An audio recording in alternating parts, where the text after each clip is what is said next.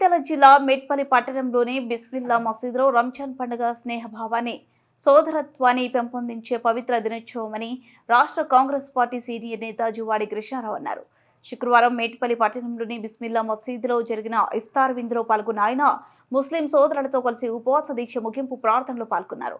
ఈ సందర్భంగా ఆయన మాట్లాడుతూ రంజాన్ పండుగ పరస్పర ప్రేమ సామరస్యానికి ప్రతీక, సమాజంలోని ప్రతి ఒక్కరూ సోదర భావంతో జీవించాలని ఇది నేర్పుతుందని పేర్కొన్నారు. ఇఫ్తార్ విందును ఏర్పాటు చేసిన ముస్లిం సోదరులకు కృతజ్ఞతలు తెలుపుతూ ముస్లిం సోదరులకు ముందస్తుగా రంజాన్ శుభాకాంక్షలు తెలియజేశారు.